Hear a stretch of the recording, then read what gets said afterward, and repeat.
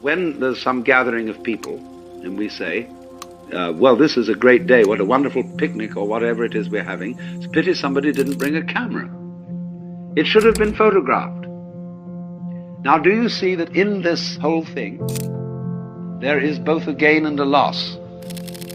One school of people are saying it should be photographed. The other school of people are saying, let go of it. We had so much experience of this in Japan because all our students brought cameras and were constantly photographing things. And I had a camera and I was constantly photographing things, but I felt that so long as I had a camera with me, I was somehow distracted from actuality. I had a little box with which I went around grabbing life. Of course, it's great to come back and look at it in the form of photographs, but there's something about the photograph that is inferior to the actual experience. There is an immense fascination in photography, in painting, in reproducing. And reproducing, you see, is the same thing as sexuality. It is reproduction, only in another way. Because it tells you you're there, you're alive. The thing bounces, it echoes. So the duplicity in all this is one school of religious people say, let it all go, don't be attached. And they also say, live in the moment. Stop trying to remember everything. You may need a kind of factual memory for your name and address and a telephone number, but don't linger over memories and treasure memories and say, well, I'm going to keep my girlfriend's lock of hair and I'll take it out every now and then and look at it and feel wonderful, you see. That's clinging to life because that memory has got you hooked. It holds you to the past and it holds you to death. Then there's the other school of thought, you see, quite opposite to this, which says, remember to remember. Hold on to it all. Get involved. Keep your girlfriend's hair. Keep all the photographs. You know how in some houses, the piano, everything is completely covered with photographs and reminiscences. Photographed on this occasion, signed on that occasion. Well, you say, look, that person isn't really living. And they're all in the past. But on the other hand, what is life, you see, except there is a memory, except there is an echo? So what I want to point out, you see, is the duplicity of all this. That you don't take, if you're a wise man, you don't take sides in this issue. You do both sides. And that is the meaning of the unity of samsara and nirvana. On the one hand, you let go of everything and you live in the eternal now, because that's all there is. See, memory is an illusion. It's all gone. So everything you know about that makes an impression on you is no longer there. That's the meaning of Maya. There is only the eternal now. There is only the present moment, and never will be anything else. Because even what you're remembering is happening in the present. The memory is in the eternal now, isn't it? See? So it's all really absolutely here. But on the other hand, what fun to drag it out and to make it echo and to get involved and to fall in love and to become attached. It's just like riding a bicycle. It's a balance trick. You suddenly find yourself falling over one way, well, you balance that, you turn into that direction, and you stay up.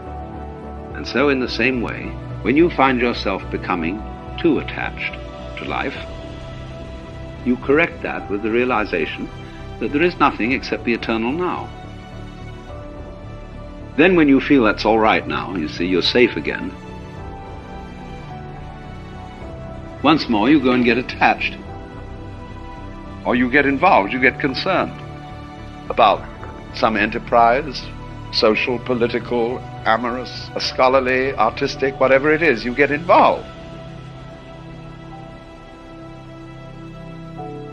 And the two always go together. So this is the meaning of this symbolism. Memory has caught you, and you think it's all really there, and you don't realize there's only the eternal now.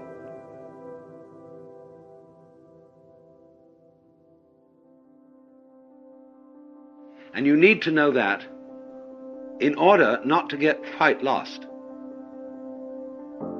Because if you go out to any one end of the spectrum, you forget you're there. That's sort of a non-existence. You can't really non-exist. You'll always come back eventually.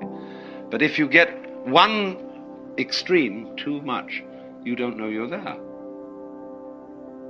The real you. You have to divest yourself of all hang-ups, you see, to discover the real you. And realize that there are no possessions, everything's falling away, all your memories are holding on to illusions. Then when you thoroughly understand that, you can go back in. So you've got a marvelous picture of the world as a sort of systole and diastole. Attachment and detachment, attachment and detachment. And this goes on forever and ever and ever. In not only our kind of time, but in many other kinds of time, and in all sorts of different kinds of spaces. But it's the same fundamental myth, recreated in another form. Now you may say this is pretty monotonous. Must we go round again? So, indeed, you see, you say, oh, enough of this. Let's go to sleep. Let's stop. Time must have a stop, and so you stop. Well, when you do that, you forget that it ever happened. You see? This is a marvelous arrangement. Because then it can start all over again without your knowing that it happened before. So you're never bored. And this is a cure for being tired of it. The memory goes, you see. And so when you come back, there's no problem. At least no problem of boredom, of remembering the past. There's going to be all sorts of new problems. But you won't know you've had any problems before. So that won't worry you. Until you begin to accumulate memories again, and you've had these problems, and it's becoming a bore dealing with problems, and then you get rid of yourself. It's called death.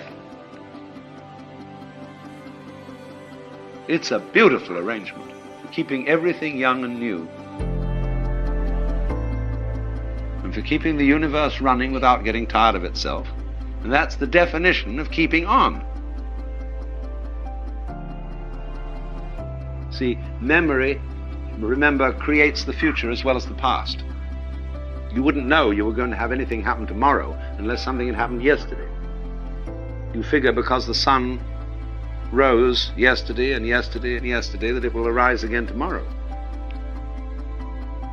If you didn't remember it, you wouldn't know there was going to be any tomorrow. Because there isn't. Tomorrow is an illusion.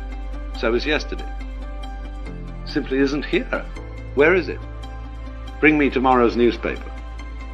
Now this is perfectly marvelous arrangement, you see. So that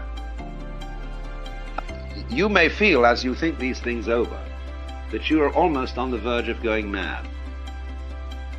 And what gives you the sense of going mad is that you think you're not in control, and that it's all lost and someone else is going to take over.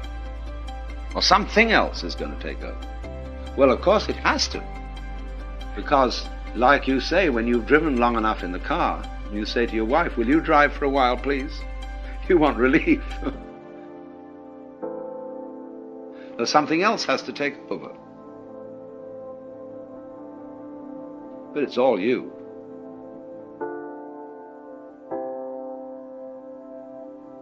So do you see that the nature of being is constructed in this extraordinarily fascinating way?